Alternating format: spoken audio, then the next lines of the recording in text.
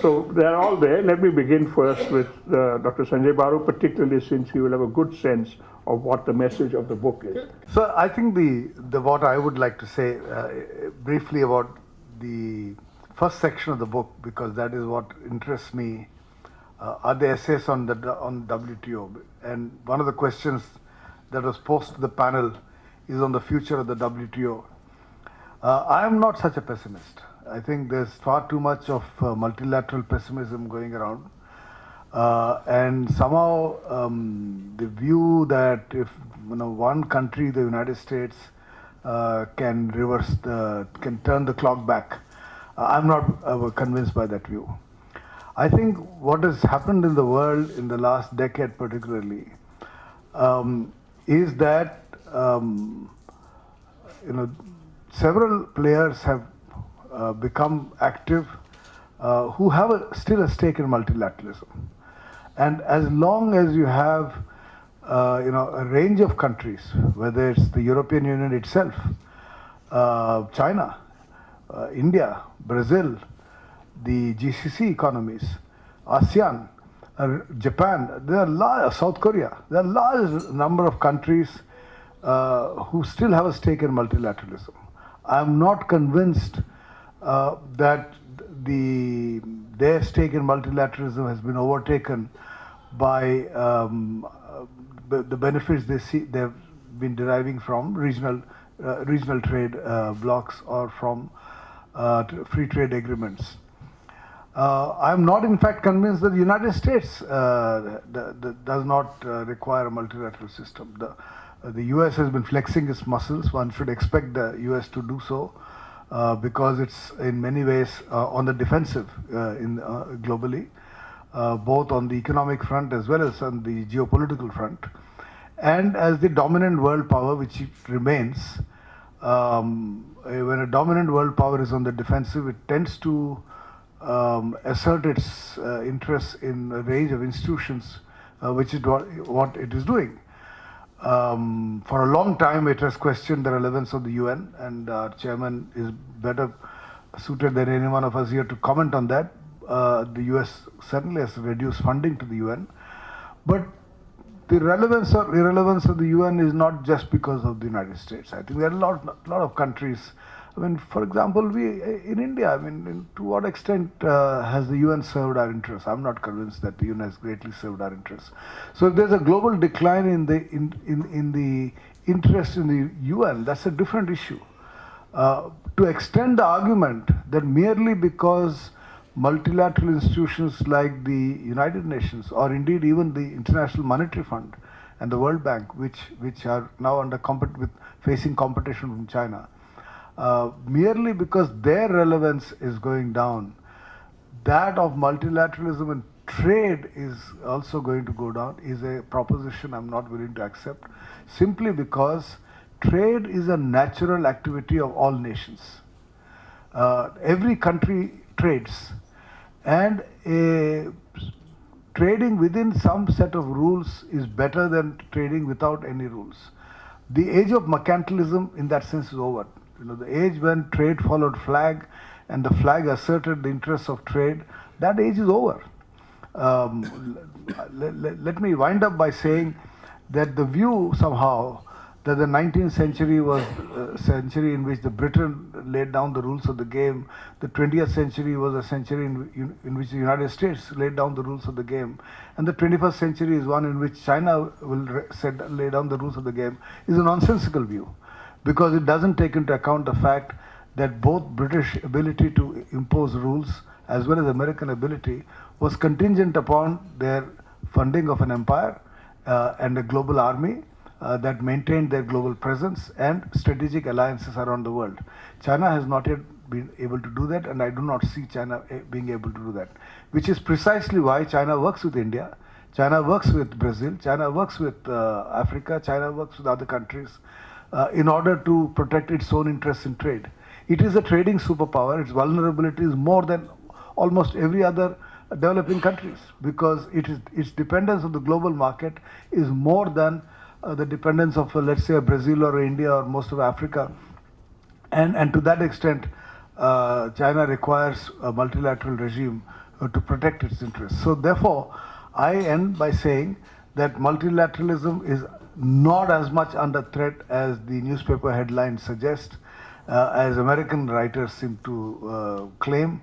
But on the other hand, there are lots of problems in the functioning of the WTO. The impasse on the Doha round, etc., are genuine challenges to the system, which the organization has to deal with. Thank you, Sanjay, for that tone of optimism. Mohan, do you share with that tone of optimism? So, sir, thank you very much for agreeing to chair the session. I cannot imagine anybody better placed than you to do it.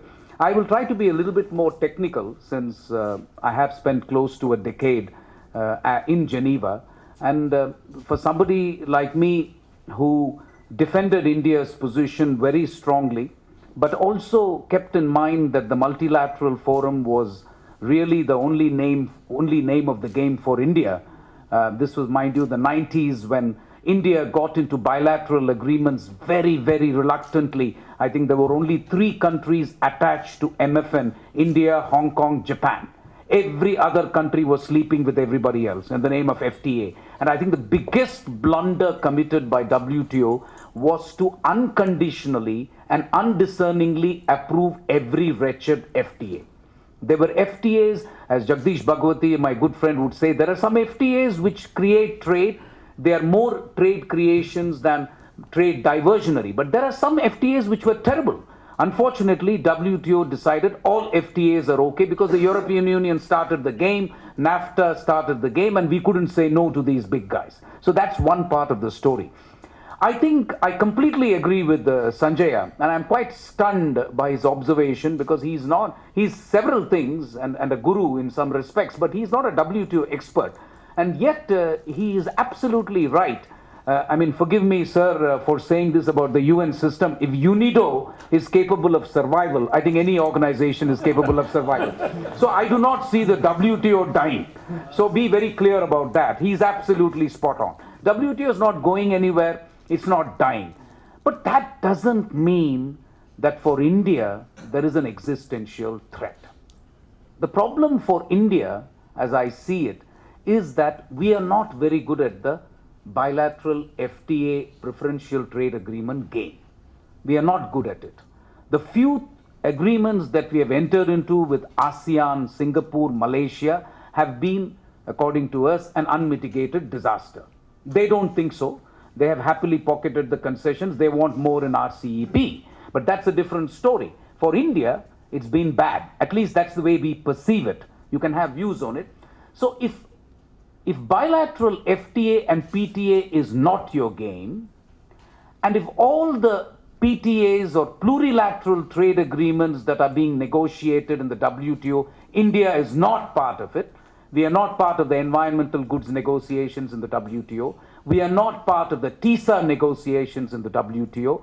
We are not part of the e-commerce declaration which came out in Argentina. And for God's sake, we are not even part of the investment declaration which came up in in Argentina. So we are not there. And that is the biggest problem for me as far as India is concerned.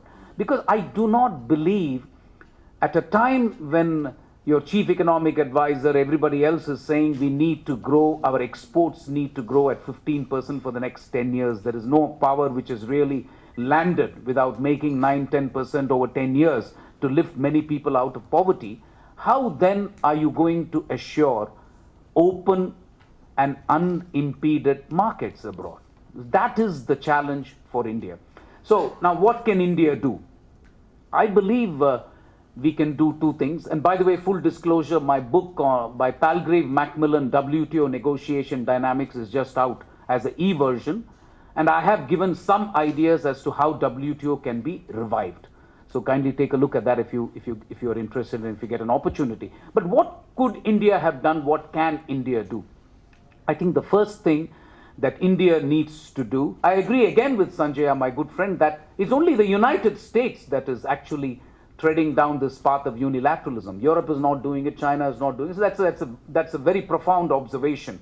So I think it is this obsession that whatever US does the whole world catches a cold, etc., that we are all carried away. There is a trend towards unilateral. There's no trend. There's one country which has decided that, okay, we want to do things differently. So, what does India do? I think the first thing that needs to be fixed is the dispute settlement mechanism. There is a profound crisis afflicting the dispute settlement mechanism. We decided after much discussion and in the Uruguay round that we don't want the previous GATT dispute settlement mechanism because that was pick and choose. If United States lost a dispute in the GATT, they would object to it and the report would not be accepted. If Europe lost the dispute, they would say, we don't like it, don't accept it. We thought this is absurd. And you don't ask a murderer who lost a case in the Supreme Court, would you like to accept the verdict of the Supreme Court, or a rapist? So we followed the same rule in the Uruguay round and said, everybody else will decide except the parties to the conflict. And that is why you had the jewel in the crown as part of the Uruguay round, which was the dispute settlement mechanism, which has worked wonderfully. I mean, what other system, I ask you, including the International Criminal Court, whatever conflict resolution model you have, I now teach conflict resolution.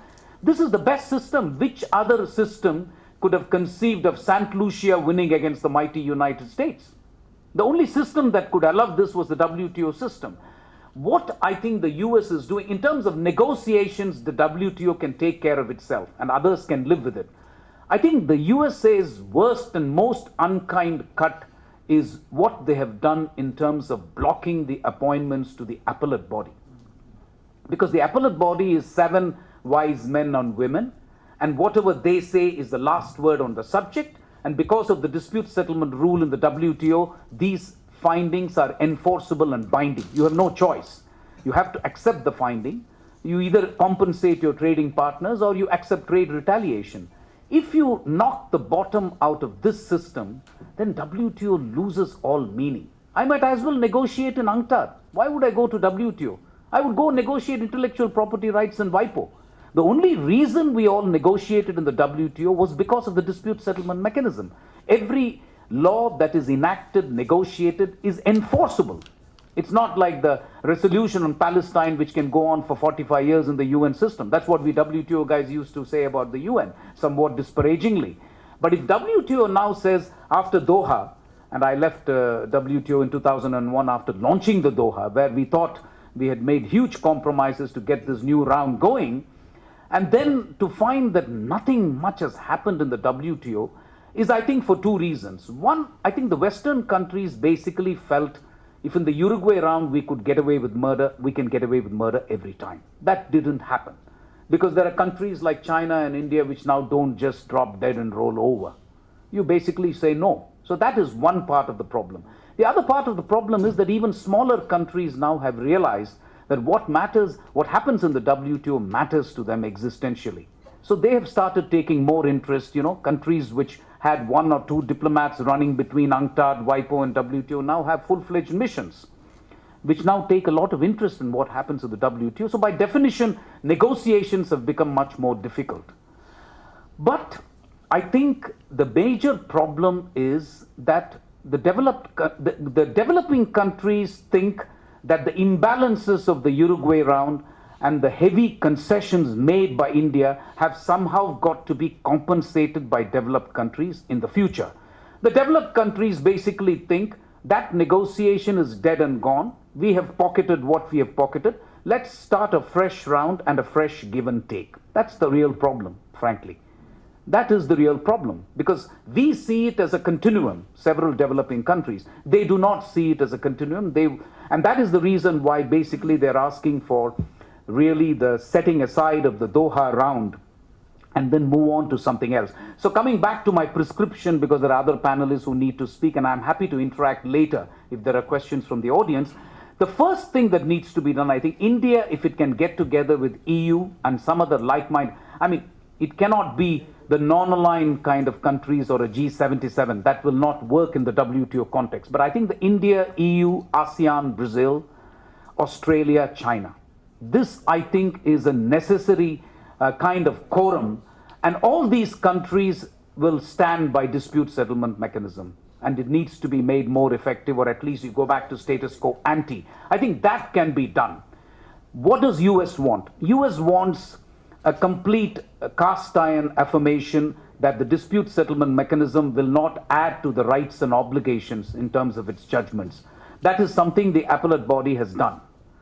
In a couple of judgments, the appellate body has filled in the negotiating vacuum, especially in anti-dumping, where there is a technique called zeroing in anti-dumping. I don't want to get into details. The appellate body has therefore created law. So it's interesting, all the comments made by United States about the dispute settlement mechanism today was all done by India in 1990. We used to say exactly the same thing, by the way. We didn't matter at the time, so nobody cared. But US obviously matters. So we used to say the same thing about the dispute settlement mechanism.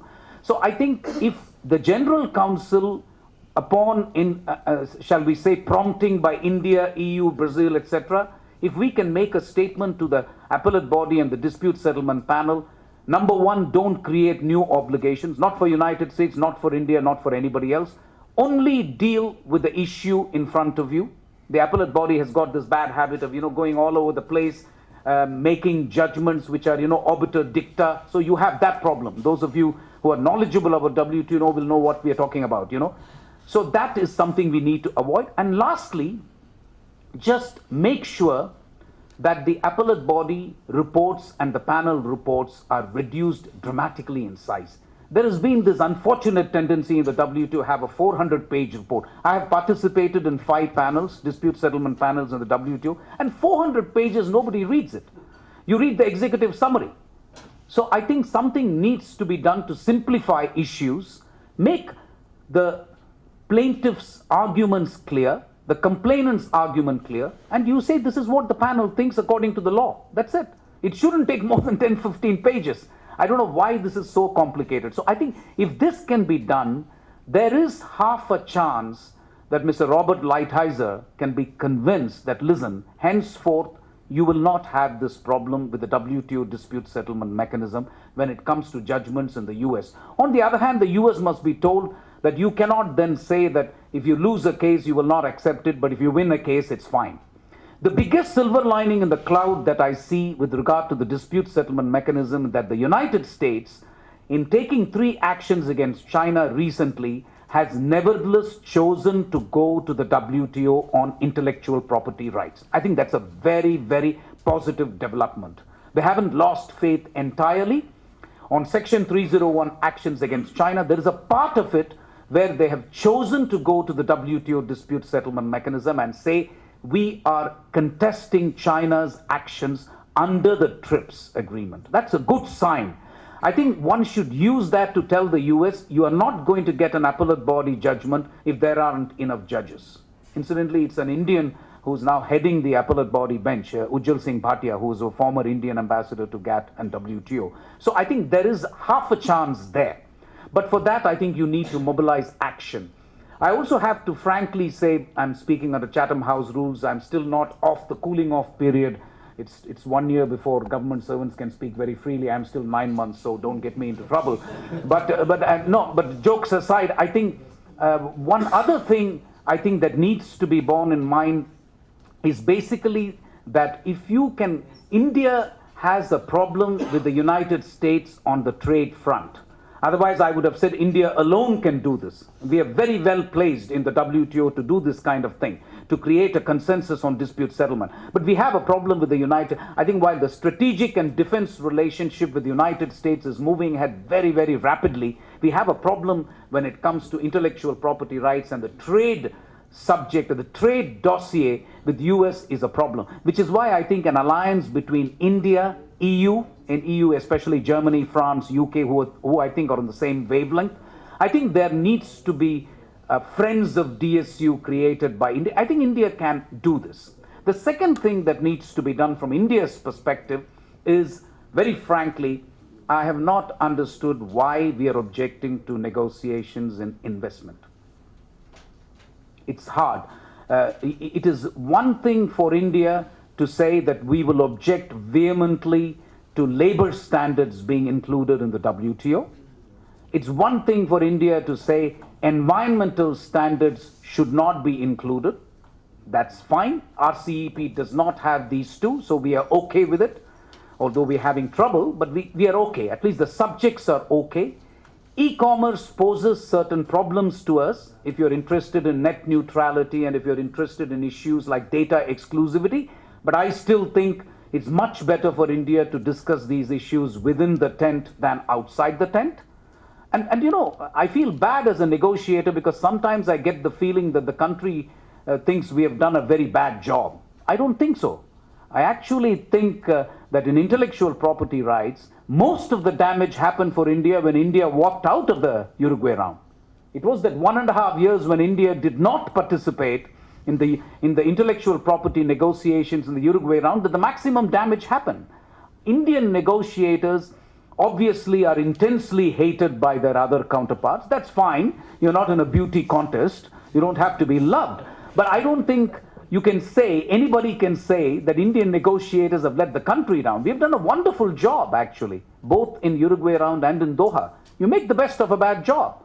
But that's what we have done. So I'm not able to understand what this negotiating pessimism is all about. That I can't understand. I can understand that you should not accept subjects which are completely alien to the trading system. But I think investment, e-commerce, we can handle it. We were not born yesterday. We have now a good body of diplomats who know WTO. It was not like the 90s when there were 3 people out of a country of 1 billion people who were experts on WTO. That was ridiculous. But now I think you have a much, much larger number. You have alliances. Your positions are very similar to others in Africa. So I don't think we are in that much of a bad position. So taking off from where Sanjay left, and I will finish, sir, Mr. Chairman, with your permission. I do believe the WTO is in the ICU, but it will not die. What will happen, though, is one of 2 things. The WTO can play the waiting game. Wait, and to put it very bluntly, wait for a regime change in one particular country. You know which country I'm talking about. So you can do that. There are organizations which can wait it out, or they can basically say, let's go plurilateral, bilateral, and then when a TPP does get done, it will be the most modern trade agreement. They will bring it right back to the WTO. And that is what worries me just a little bit as far as India is concerned. Because this was the same story in the Uruguay round. You know, I think more than anything else in the WTO, those who forget the past are condemned to repeat it.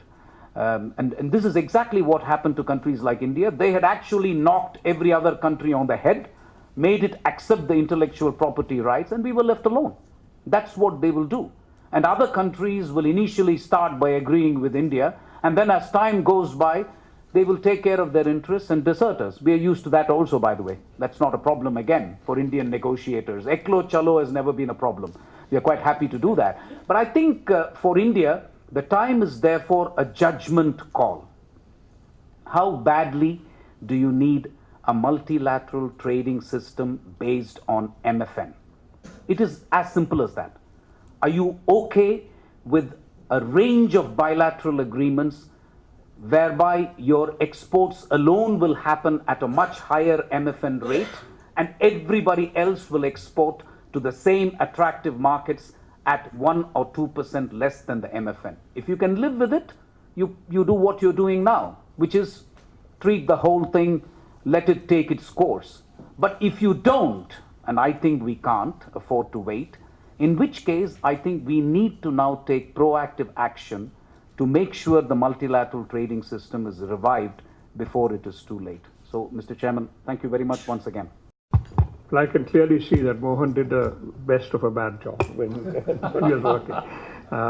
You know, Mohan, multilateralism originated way in the 40s with the U.S. desire for the containment of communism. That was origin of the multilateral system. So what you and Sanjay are recommending, that in China, India, ASEAN, Brazil, South Africa, EU get together, it sounds to me that the policy we need now is a containment of the US.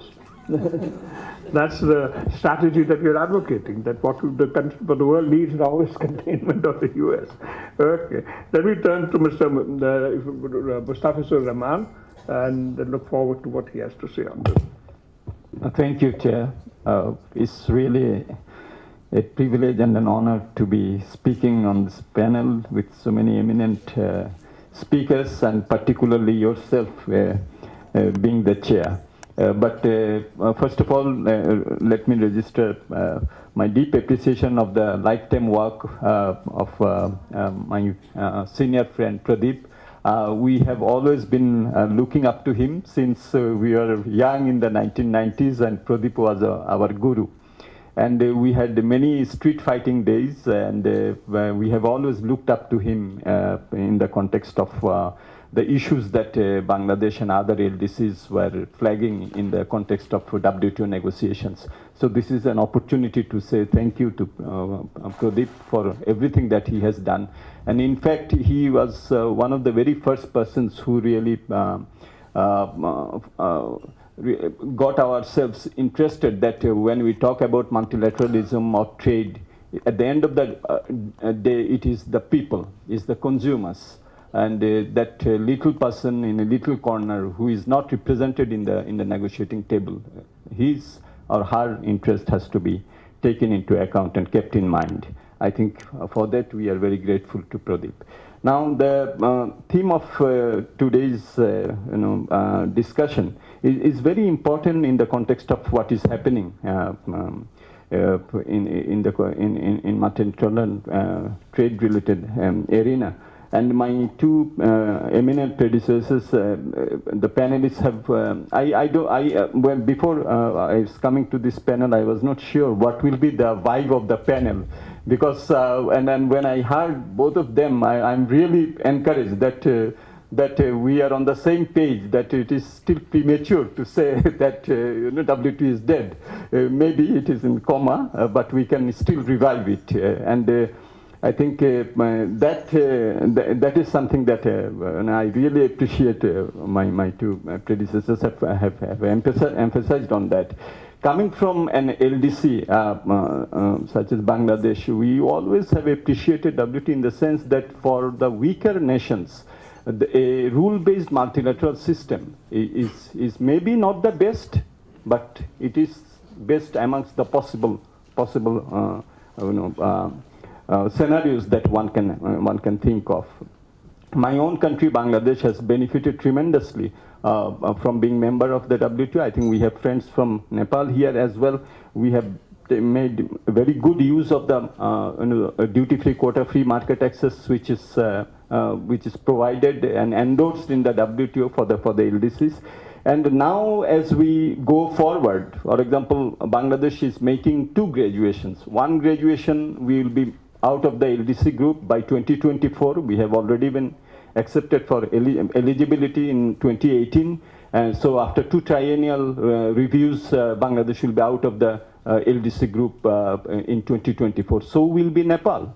So will be half of the current 34 WTO LDC members. So I think that we are passing through a very important juncture. That the duty-free, quota-free, and other special and differential treatment that we are getting as part of the WTO. Pharmaceuticals, you don't have to buy the patent and license, and there is also services waiver negotiations. So the whole scenario is changing. It's becoming more challenging. Then also we have, for example, Bangladesh has also made a second graduation. In 2015, we became from low-income country to lower middle-income country, which means that we are now not eligible for the for the concessional loan only. It is just blended finance. So all these double graduation is really very important in the context of Bangladesh to look at the WTO as an opportunity in going forward in a rule-based system. So this is I think very important. I am also I would also like to reiterate what Mr. Mohan said is that whilst yes, USA has the unilateral steps that it is taking, and China reciprocating in the same vein, but they have not abandoned the WTO system, the DSB system. Yes, they are obstructing the appointment of the three panelists, and by maybe end of 2019, the whole WTO dispute settlement body, as was very rightly mentioned, the jewel in the crown in the WTO, might become fully paralyzed. But I'm hopeful that USA will also understand that if it is quid pro quo and outside of the WTO, it will do more harm to the USA as well. So I think that USA has some points, and we'll have to take those into cognizance. We'll have to have a multilateral trading system ready for 21st century. And what is also very important is that we are, in one way, we are also accepting that the WTO has to change. I remember in 1996 when the 4 Singapore issues came, and we were vehemently against, and our senior colleagues over here, they will be remembering the trade facilitation, investment, government procurement, competition policy. Then trade facilitation came back to the WTO, and we have accepted, and the trade facilitation agreement was there, but with various special and differential provisions for countries like ourselves. So I think that TFA also gives us some cue with regard to some of the other contentious issues, and it was mentioned about the investment policy. I saw that Mr. Suresh Prabhu mentioned that India is not per se against investment, but it has to be not about protection, but about trade facilitation. I think that was the point that he made. And we are really encouraged by the March meeting, which was convened in New Delhi, and many countries came, more than 50 countries came. China and the US were also there. So although there was no declaration, it was not supposed to be also coming out with a declaration, but we are very encouraged that not everything is lost, that countries are being engaged in the process. So what for us is very important is that the Doha development round and the ethos of the Doha development, the developmental content of the Doha development, I think that should be the way for us to look forward, because in 2001, that is what really brought us all together, and in spite of the fact that we didn't have in Buenos Aires, we couldn't come up with the ministerial declaration, but there were decisions with regard to, it was mentioned, e-commerce and fisheries subsidies, and these are the issues that we can take forward. With regard to the systemic issues, I think it was mentioned by Mr. Mohan that yes, plurilaterals are now becoming, a sort of way of life in the context of the WTO, some of the WTO members, and we will have to craft our stance with regard to whether we remain outside of the plurilaterals or we say that we engage there, and if something the plurilaterals are agreed, you multilateralize it. And there is a special and differential treatment for developing and LDC countries. So I think that the systemic issues will also have to be, maybe we will have to have a new stance with regard to how the decision making in the WTO is taking place. I think that the single undertaking is coming under pressure. The consensus-based decision-making is coming under pressure, but we will have to also, accommodate some of the concerns that we are not being able to come up with consensus-based decisions. So I think this is very important for us to keep in mind. I think going forward, we see that. Even those countries which were against e-commerce in Buenos Aires, we are seeing that they are also being engaged in the discussions. Investment, as I said, some of the countries are coming back and said, why not discuss some of the issues if it is trade related. So I think that there is also amongst the members a consensus is growing up that we will have to remain engaged, although there are a lot of problems which we are seeing. And obviously for us, at the same time, the other routes also are important, bilateral and regional routes. Bangladesh is one of the very few countries which doesn't have a bilateral free trade agreement. So we are also now thinking about bilateral free trade agreement with some of the countries, particularly Sri Lanka. We are making advance, and India has also given a proposal for bilateral free trade agreement, but it has to be more comprehensive economic partnership type of agreement rather than just trade type of agreement. So I think all routes matter for us. Multilateral route is one, it is very important, but at the same time we will also explore the other routes, regional routes and bilateral routes. So and WTO is not the only player on the block. So I would like to submit that for us a rule-based system is something that we will continue to support, and as we graduate out of the LDCs, obviously within the WTO also the coalition building will be changing. For example, beyond 2024 we will not be within the LDC group. We will have to then make issue-specific coalitions with other countries, and I would have been happy if it was mentioned that India will be negotiating with the EU and others. But I think that that LDCs will also be a very important block.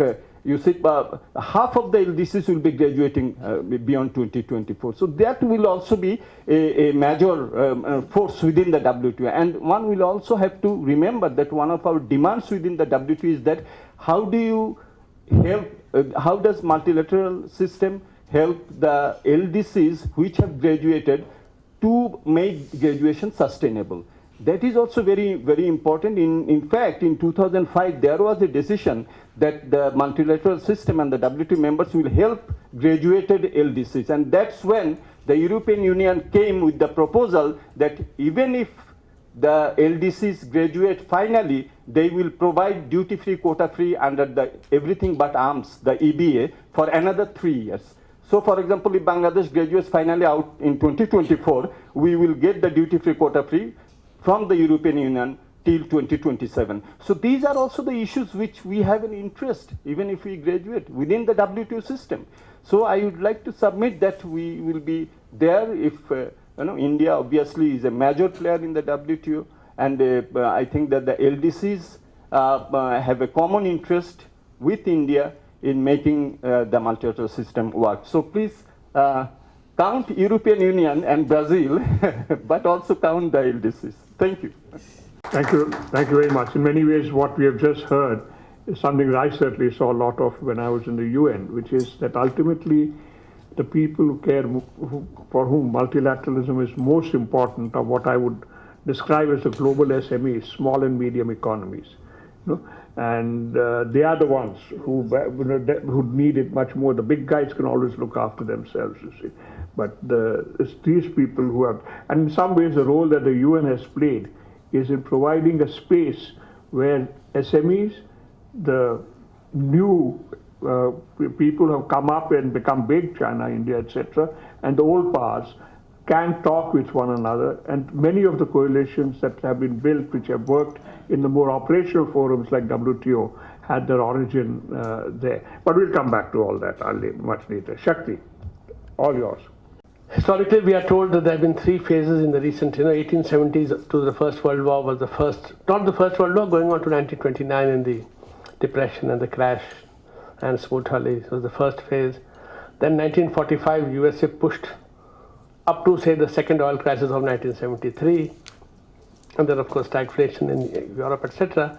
And then again from the 80s till a date we don't know, maybe 2008, we don't know when, we feel that this process under severe challenge. So it's not something that is really new to us.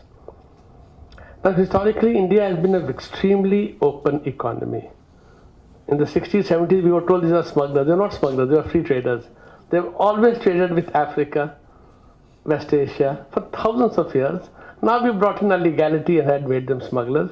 Fortunately, Dr. Manmohan Singh in 91 realized it, and we are back to being normal again. Romans were complaining about trade deficit with India in the 50 BC.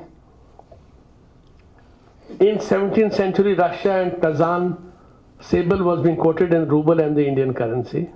So India has been traditionally a very heavily globalized economy all the time. 18th century, I've done a bit of work on it, was actually a period when India's globalization was reaching its peak, where we had new kingdoms which have come up, and they were doing what the World Bank now calls the ease of doing business. They were attracting businesses to their area so that their revenues could go up. And India was massively networked. But we have forgotten all that now. The Raj, of course, came in the way, made imports cheaper, exports impossible. And then, of course, things changed. The point I'm trying to make is that while historically we have been very, very open, because of our colonial experience, particularly the 30s onwards, the depression, the shortages, the war shortages, inflation, need to controls, and the economic path we adopted, today we can criticize it, then it was considered to be the right thing to do. Good people from Raul Prebish to Gunnar Vidal telling us what to do. We took at that path where we were and ultimately it was the use of the USA unilaterally of special 301 and Super 301, if I remember correctly, Pradeep, right? And we abused the USA for threatening us all the time with action, you know. How dare they make us? And therefore, Mohan, I'll disagree with you a bit on the FTA bit. We are not the best of FTA trading partners, negotiators. We actually don't offer anything. We really don't offer anything out of the way. Agriculture is a no-go for us. And therefore, I can't see how you and Brazil and Australia can team up together. Australia and Brazil want low tariffs for agriculture. We want the highest possible tariffs for agriculture. So why would they talk with you to form a group? So we have major issues. I'm not saying we are villains. I'm merely saying is that it's not easy for India to be really trying to show the way. Even now, we maintain a massive gap between our applied rates and our bound rates. And therefore, we are happy to hike up the tariff, saying, no, we are still within the bound rate, so you can't tell I'm protectionist, which is legally correct. But the world of trade is not legal. The world of trade is political. You must remember it is very political. And it is not just the politicians who say so. In fact, if you go back, Hector Olin, immediately it was overturned by Stopler Samuelson, saying, yes, in the country with higher wages, there would be job losses. This Samuelson and Stopler told us this in the early 50s. It is not that people are not aware of it. There are costs to be paid for trade, which must be addressed upfront instead of pretending it does not exist. Too long we have pretended it does not exist. So instead of preparing the people for the next level of jobs, we think they'll handle themselves. And that allows the scaremongers to then take over and go to the other extreme. Scaremongers are wrong, absolutely. But they are there, and therefore, how does one move ahead? We are this thing about our trade deficit with China, right? We get very upset about it. Go to Bangladesh, they will tell you trade deficit in India is very big. Go to Nepal, they say trade deficit in India is very big.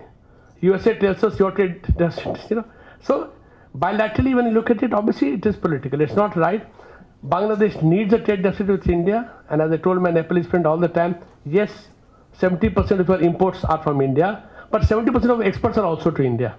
How much more can you go above 70, right? That is because the moment it is political, but we don't address the political point, then easy to then misuse the arguments, which all of us do all the time. I think it is there that we need to understand it. Difficult to, after Clinton won the 92 elections on NAFTA alone. Mr. Perot got the votes because he says that NAFTA is a large sucking sound, a vacuum cleaner sucking out jobs from the USA. George Bush lost the election. Clinton becomes president. 2000, more or less the same thing happens when Gore loses despite the fiasco at Seattle, which was an engineered fiasco at Seattle, because Democrats felt any trade liberalization means losing the elections. So trade has been a dirty word in the developed world also for a very long time. Ultimately, what does Obama do in 2008? Look inward, forget the world. So we have to address this very, very solidly.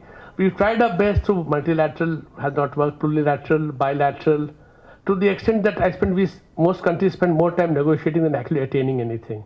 Because we actually lack the capacities to carry on these detailed negotiations. How long is our negotiation with the EU going on? For how many years? 20 years? 15 years at least? At least 15 years we're talking to the EU, and we are stuck on cars and we're stuck on wine. EU wants low tariffs on cars, which we don't want. EU wants low tariffs on wine, which we won't agree to, right? So it's taken, because how do you negotiate with the EU? You think you're talking to one guy, but that one guy talking to 28 guys, right? So we lack the capacity. So I think we'll have to accept the fact that trade pessimism will stay with us. What do we do instead? WTO is fine, fight your WTO battles, get your dispute panel. I'm happy Vijay Singh Bhatia, my former colleague in the Commerce Ministry, is now the chairman of this thing. Keep doing all that, but unless you improve your own domestic economic growth and create jobs within the economy, which makes imports that much more attractive to you. But what do we tell everybody? Even today, we tell everybody exports are good, imports are bad. We start with the assumption that imports are bad. And I have to tell people, yeah, so buying food is bad, right? Because that's your imports in the house. Why are you buying food? Why are you buying clothes? But this is a point that we have hammered into our system, and therefore it won't go away very, very easily. So I think we'll have to live with this Damocles sword over WTO and globalization.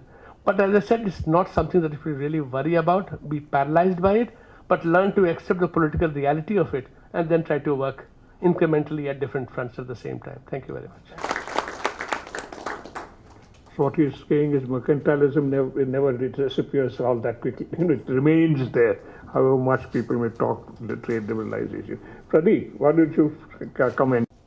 Let me just respond to a few important points which I think are important for the future. One is, as he rightly pointed out, Mohan, there is a silver lining in the cloud insofar as the dispute settlement system is concerned. The US has filed not just a dispute against China, but also a dispute against India for our agricultural subsidies. So the US is today, the administration in US is totally berserk. Nobody knows what is happening. I mean, every other day a new person is being appointed, somebody is being sacked. And there are a lot of things which we knew that ultimately Trump is going to come around to more sanity than what he would like to exhibit. Now, what he has done and what we are afraid about the US is he's appointed hawks. Good sane people have left his administration in the cabinet, and that is what our fear is. Lighthizer is a hawk. I mean, he believes that we are all bleeding multilateralists, for example. So I mean, we do have these problems, but I'm sure. But the point is about the dispute settlement system. They have finally woken up to the appointment of appellate body members. They have responded. So far, they were totally quiet. They were not even acknowledging the note from the WTO Secretariat that look, the appellate body is so many members are going. So their response only shows that things are going to change. And I'm also an optimist the way Sanjay or Mohan or all of us are. And I think Mustafa raised some very important points. As we go in future, one is that variable geometry is going to be a part of the game. So single undertaking is out, and if you continue to insist on single undertaking, we are going to be foolish. And by the way, Mohan, on now investment, it has been bandied about by people without understanding as to what is the issue under discussion at the WTO. They are talking about investment facilitation. They are not talking about investment policy, which has been thrown out long ago. Our fear is, and rightfully, that look, this might be an entry point for investment policy at a later stage. Now, 1 minute. We ourselves have been a demander and a very poorly articulated demand on services facilitation in terms of Mode 4, movement of natural persons. We were so hopeless, and every time we spoke to the Commerce Ministry, which is now consisting of bureaucrats who haven't got half the capability that we had in the past, to be very honest. And this is Chatham's rules, don't quote me. But it's a tragedy. I mean, I'm expressing it as a citizen of India. That today, services facilitation, we moved a proposal. Finally, India was a demander for something. Otherwise, we are always a reactor. We are always reactive. We are never sort of demanding for something. And this is a long history. But anyway, I'm going to write about it one day. I don't know what, after reading Mohan, come out with another copy about how India is negotiating. Thinking has been, this has been totally pathetic. Now, so on e-commerce, and very rightly you said we have to get inside the tent. Suresh Prabhu has understood that. And one of the pieces of advice that he's taken from me, right? I said, look, we cannot remain outside. Now the problem was, and this is a genuine problem with Shakti, which you referred to in a very fleeting manner. The domestic economy. We require domestic economic reforms. The agriculture subsidies which US has challenged in the WTO against India is a part of our very weak system.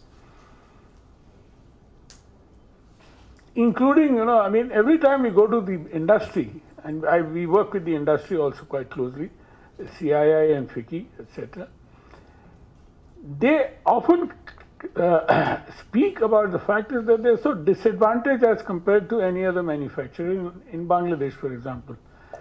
They've done very sound study to show that we are 17% disadvantage in our cost of manufacture. So how can we compete? Electricity, interest, etc. Only the other day, Rakesh Bharti Mittal, president of CII, spoke about reducing the interest rate, for example. So the Indian industry is certainly disadvantaged. And whenever we have entered into FTAs we entered into, and that was Dr. Manmohan Singh's thinking actually.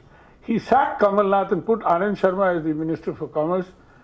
At that point of time, his thinking was that unless you bring in pressure through these trade agreements, our industry will never change.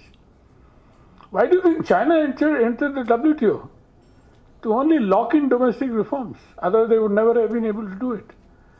And that was Dr. Manmohan Singh's thinking. Now, it did not work out the way it should have worked out. Even at that point of time, nobody realized that there was a discussion on investment policy. Only Dr. Manmohan Singh said, why are we afraid about negotiating investment policy? I still remember in 1 year when Tata bought Chorus in UK, we were net exporters of FDI. India was a net exporter of capital, FDI from India. So we are a big foreign FDI exporter.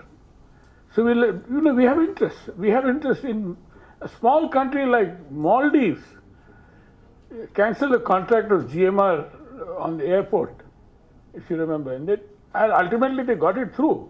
Got it through arbitration, which was there. But just to give you an example, that Indian investment is also vulnerable, and therefore an investment policy per se is not going to be harmful to us. But fair enough.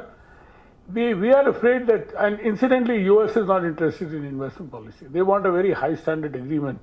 You know what the high standard agreement is? That we want national treatment pre-entry. We say that national treatment can only be given post-entry, once we allowed you to come in. They say, no, we want it pre-entry. And that could be one contentious issue between India and US, the day we go for an FTA, anything. See, we should have a right to enter, and that is you leave. So that is the kind of high standard agreement which the US wants in the WTO, which so therefore it has never moved forward. Today, investment facilitation is ease of doing business, the single window, etc. So all these issues will be there. And as rightly pointed out by the panelists, we cannot afford to remain outside the negotiating, outside the discussion room. It is still discussions, it is not negotiations. It could lead to negotiations, it will lead to negotiations in one way or the other, but there's no harm. But it would be more harmful if you stayed out and then you were not able to influence. As Mohan recalled the history of TRIPS, that for 1.5 years you stayed out and it got bugged. The whole agreement has turned out to be. TRIPS is the most anathematical agreement in the WTO rubric in its whole acquis. It's the only agreement with people like Jagdish Bhagwati, my guru, T.N. Srinivasan, call it toxic. It has no business to be there. It's a restriction, trade restriction. What is intellectual property got to do with trade? And how cleverly it was brought into the Uruguayan is also very interesting. It was brought in as counterfeit goods. Counterfeit goods, yeah, they're bad. Who wants to sell, duplicate goods and spurious goods, etc. Yeah, we can discuss that in the WTO. And slowly that, started expanding in all possible directions. But that said, we have a serious problem in our domestic economy. The other problem is, and many of you are from outside India may not know, but we are a quasi-federal country. We are neither federal nor unitary. We are a very peculiar country in the sense that, even legislation, policy making is so complex here. And all the action has to take place at the level of states. Would you imagine not a single state government, in spite of all our efforts all this while, has a WTO cell? They are not interested in external trade except for bordering states like West Bengal or Tripura or Rajasthan and Punjab, who, because of international trade with the neighboring country. That's the only possible understanding that they have, Shakti. Otherwise, none of the state governments there is any understanding or any interest in terms of international trade. Export, yes. Somebody said, so as Shakti rightly said, exports are good, imports are bad, which is terrible. Without imports, you cannot export. Without imports, you cannot, I mean, the whole idea of consumer welfare is that you have to import in cases that, if I can buy a mobile phone for 8,000 rupees, why should I pay 1 lakh rupees for it? For example, there is a consumer welfare aspect also, which also deals with your own economy in a sense. But the domestic economic reforms, as I said, was in a quasi-federal country with, with very sort of volatile politics as we see even today. It's so difficult to move, and states are not yet fully geared. They are happy to get incentives to set up export parks and do all those kind of things. That's all with their understanding of what international trade is.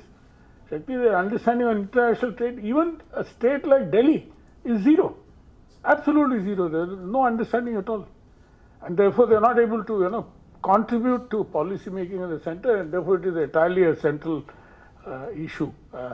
Fair enough. I mean, in the sense that central government, the union government has to negotiate and do everything, and not the state government. But implementation has to happen at the grassroots, over which center has really no control, no command, except for some policies which they can tweak in terms of center. Then, having said that, I think Musavizo made a very important point in terms of if half of the 34 LDC WTO members are going to graduate, it's going to create another issue in the WTO. How are you going to deal with this? But Musavizo, if you remember, when the agreement on textiles and clothing was exhausting, Bangladesh led a group of countries, though it must continue. And today Bangladesh is a bigger garment exporter than us. So here's a good example to show that you don't need those concessions. If you have the right kind of will and desire and spirit, you can do it. And as I said, why can't Nepalese think of becoming Switzerland? No, seriously, I'm not joking. I'm not joking because you're not thinking. You're only thinking that this big brother India is going to swallow you. India is not interested. We've got our own problems. But so you have to think, and envision the possibility.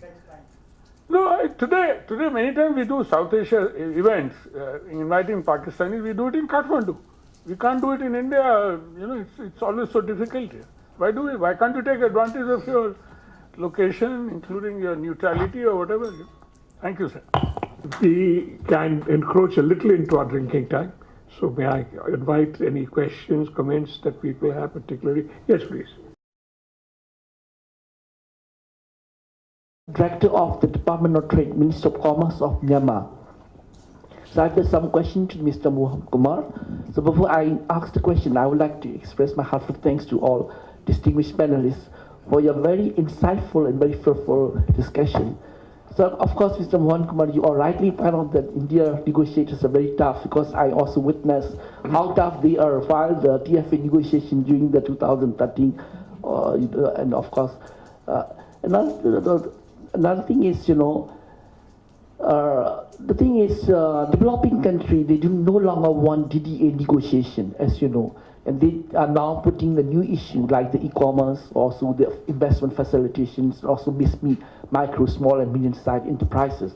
So I just want to know the Indian position, or how the revitalization of the DDA negotiation, or is there any expectation to get some benefit out of those DDA negotiation, or what is your view on this, because the developing country, they no longer want, they don't want any wording to strengthen the DDA negotiation in various sides, also in the, Kenya in Nairobi. They didn't want to revitalize the DDA negotiations. So I want to know your view on those kind of DDA negotiations and any expectation from this negotiation. This is the another one thing is that regarding the new issue, you also find out that some of the Indian view how you can deal with this, for example, e-commerce and all those things.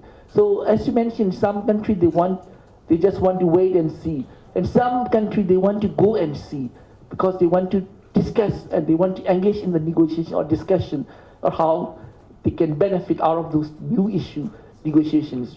So, and what is the Indian view? An Indian position for this new issue. So could you please answer for this question? Thank you so much. Thank you. Can we take one or two more questions? Yes.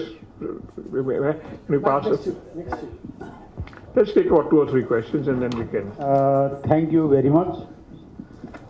First of all, I would like to express my respect to all dignitaries and learned person in the dais, in the panel. I also take this opportunity to express my high regards to Pradeep ji on this occasion. He has been eastern supporter of consumer welfare in the region, and I had the opportunity to work with as a member of South Asian Works on Trade, Economics and Environment on developing, on advising government of Nepal the competition, framing the competition policy within there. Of course, I have one questions and my observation. I am sometimes I think that I am in the false notion that WTO is a very democratic institution. I thought like that because in the UN systems you have the veto power of the big 5 countries, but WTO every nation has the equal right. But in practice, if some other poor countries or smaller countries, they can never block any proposal in WTO. We have seen that. But United States has blocked it. So what is I think they should have given some reasons behind it, the rationale behind the blocking of the appointment of the appellate judges. So what are their rationales and what is their logic and how they have become, because all the countries, rest of the countries, as I understand that they are in favor of having the judges in place in appellate body in WTO. This is the only country, United States, is blocking it. So what is the reason and what is the rationale behind it? And now we understand that WTO is also largely dominated by the big powers. And the thing that every nation has the equal right and equal opportunity, that is just a false notion.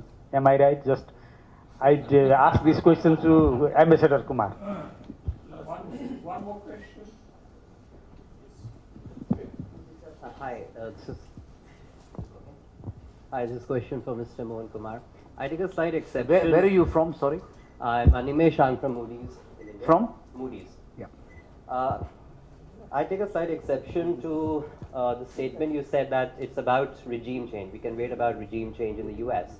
But if you look at the political currents in the US, also in places in Europe, whether you look at the Democratic Party, if you look at all the future candidates of the Democratic Party, Kamala Harris, front runners, there is a very clear shift towards left in the US, towards protectionism. So I don't think it's just about one guy. If you can get rid of this guy, and then protectionism will go away. And the same currents are there in places like Germany, in France, from both the left and the right in France, and the rise of Alternative for Deutschland in Germany, in the UK with Brexit. So I don't think that it is a one-off thing. It can probably go on longer. And just to address that, how would India react to, any policy front if this protectionism is a longer thing, not just about one man? Lastly, most of it I think is this political undercurrent is coming because of wage stagnation in these Western countries. So it is not about trade, it's mostly about wage stagnation, which is pushing this kind of thing there. Thank you. Okay, Mohan. Thank you very much. I am now regretting I am an expert on WTO, but anyway. You'll have to bear the cross. So, a friend from Myanmar, the Doha Development Agenda and the new issues. So the official government of India's view, if you want, I can give it. But if you want my personal view, I now have the liberty of having retired, so I can be a little bit more candid. The government view is very clear. We are absolutely committed to the Doha development agenda, and we do not want extraneous new issues to overload the agenda. So that's the government of India's view. Got it? You don't want my personal view, right? No, I'm asking. So if you want my personal view, I have a view which is slightly controversial, but it's in my book, so I can't even disown it anymore. I feel that since the Western countries have picked on one of the sustainable development goals, dealing with life under the ocean, and have launched fishery subsidies negotiations, in my book I have mentioned that we should perhaps have a new round, call it the SDG round, and then link it to SDG. So you have an SDG, no poverty, no hunger. So that should take care of agriculture negotiations. It should take care of the public stockholding problem that India has. That's one. If you want to have, for example, net connectivity for everybody, that is one of the SDGs, that, connectivity and so on should be for everybody. I think link it to the services agreement and try to define e-commerce in that context. So that's one thing you can do. I then go on to talk of other things where I think we are talking about electricity. For example, photovoltaic cells subsidies. The WTO has no business interfering in this because it is, the climate change agreement for me clearly trumps the trade agreement. So what I'm trying to say in my book is that SDGs are a much higher objective than just the mercantilist objective of a trade agreement.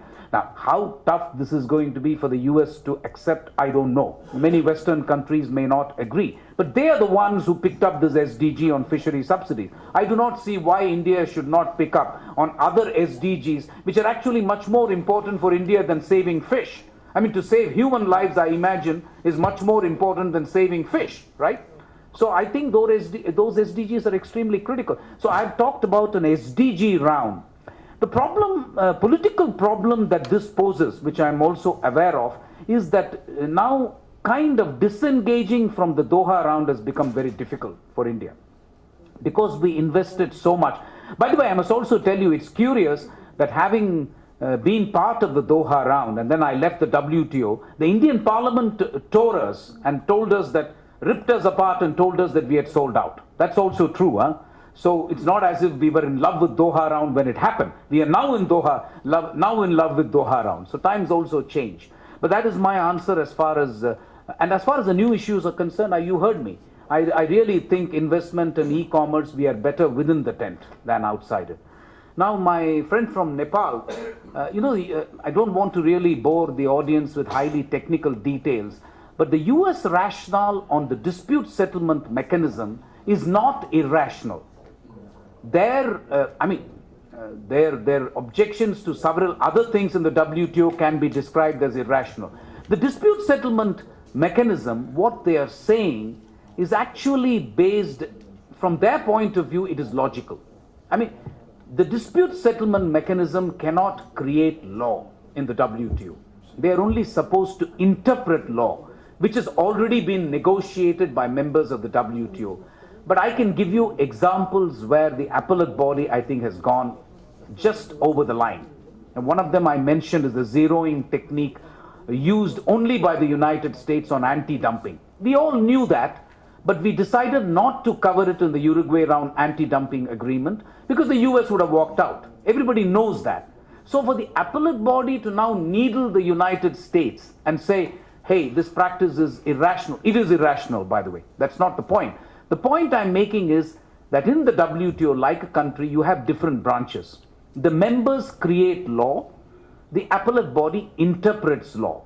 That's what they're supposed to do. But in a couple of cases, I'm afraid the appellate body has gone. We said that in the shrimps turtle case. You remember that famous shrimps turtle case in which we were told that we cannot export shrimp to the United States because we happened to kill a few turtles. And we had to tell them that, listen, fishermen are getting killed if they don't or dying if they don't export shrimp to the United States. So that kind of an issue. So the logic is very clear. The US objections to the appellate body, I think, are actually a point of view that is rational. And that is why I think, and Shakti, I take your point that India has not much in common with Brazil and EU in agriculture, but I just wanted to tell you that dispute settlement negotiations were done by India, Brazil, and the EU on the one hand, and United States on the other. One of the things that was guaranteed to us when we accepted the dispute settlement mechanism of the WTO is that Special 301 will become a thing of the past. It'll interest you to know, and it's in my book, that the entire final act of the Uruguay round negotiations was done with the title MTO. It was not WTO. It was called the Multilateral Trade Organization.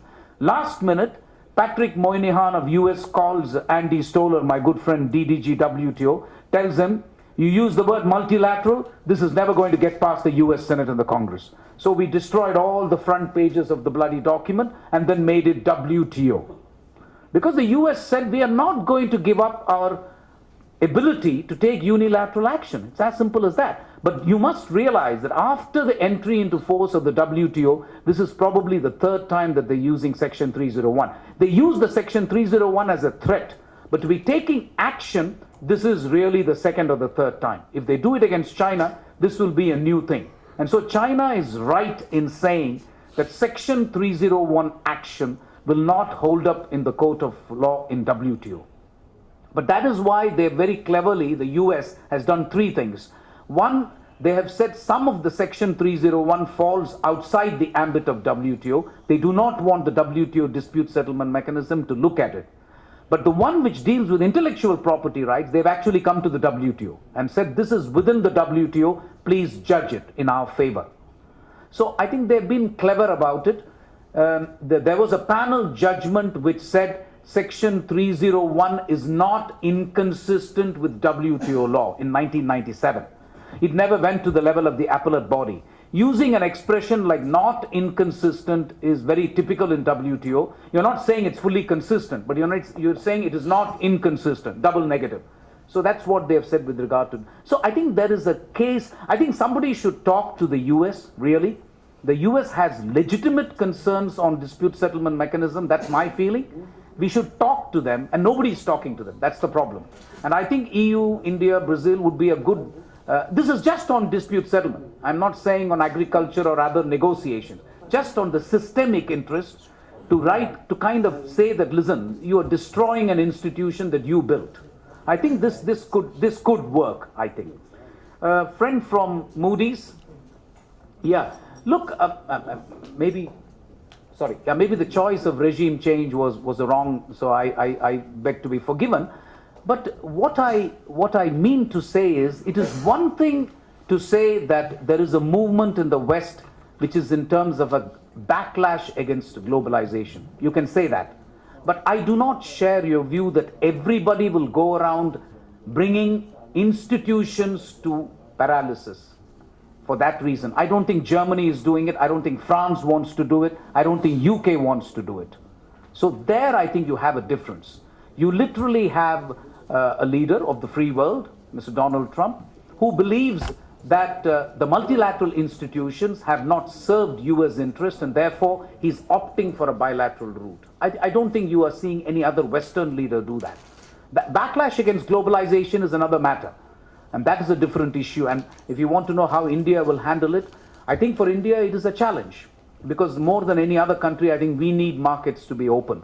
So we will do what we can with the limited ability that we possess at this stage, vis-a-vis other countries to do it. But I do not share your view that everybody else, and I don't think every other leader, even democratic leader, left of center, will say the kind of things he has said about NATO, about UN, and John Bolton is now going to be so God help everybody. So and then you have, of course, his views on WTO. So I think you are looking at a rare leader who prefers the bilateral route to the multilateral route, to put it mildly. Thank you. Dinner time, so we should end. I wanted to thank all the panelists. The Katz has posed three questions to them. What is the future of WTO, and how can it be reformed to address the current and future realities? And the general sense I got from the panelists was that don't write off multilateralism. It isn't quite as dead as it some people are making it out to be, but that to make it work, it is probably going to need a type of coalition of people who have a strong interest in it. What I somewhat jokingly call containment of the United States policy. But that is certainly possible. Now, I would just like to add a little bit, slightly longer perspective. I think the world is going through a profound power shift.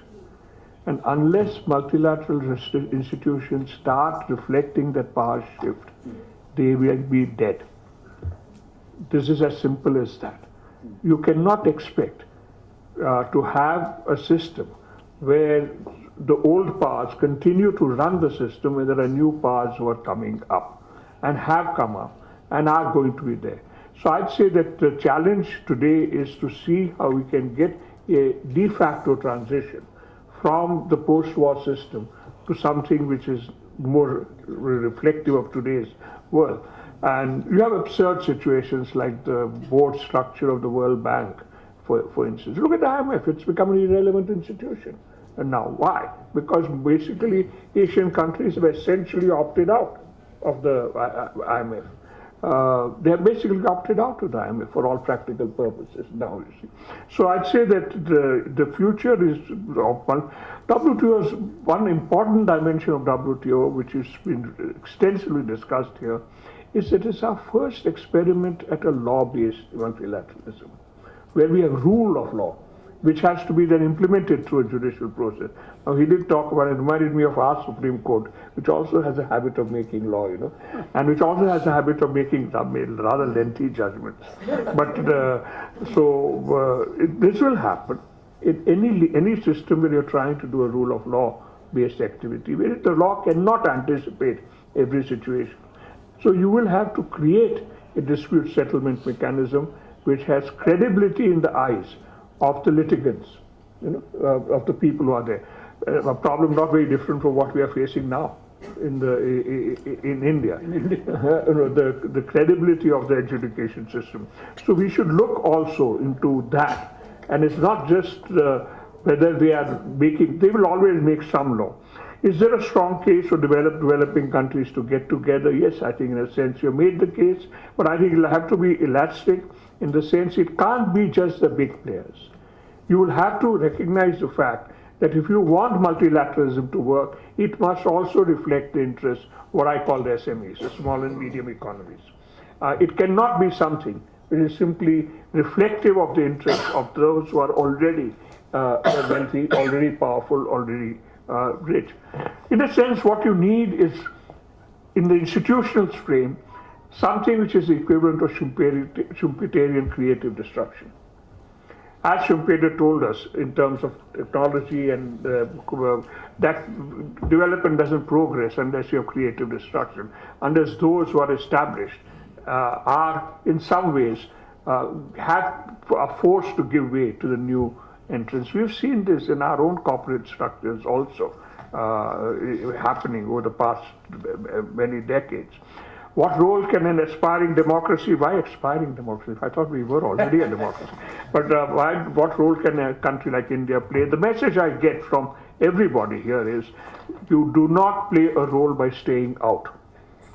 The basic message is you cannot play a role by staying out. That you have to be there at the table, regardless of whether you think that's a good idea or a bad idea. Exactly. If you think it's a bad idea, go there and say it's a bad idea. Argue it out, contain it. And I can assure you our diplomats are excellent at putting in language which will ensure that it won't hurt us. They're doing that in ourselves. So they are very good at it. They are very good at it. So don't stay out. And TRIPS has been given as an example. It was a profound mistake which was perpetrated then, and we are still paying the price for it now. But that's a different story. Let me just conclude by once again congratulating Pradeep on the excellent work that he has done over all these years in putting this issue before the public, before the government, perhaps playing a certain role in changing the mindset here also. He started his public policy work out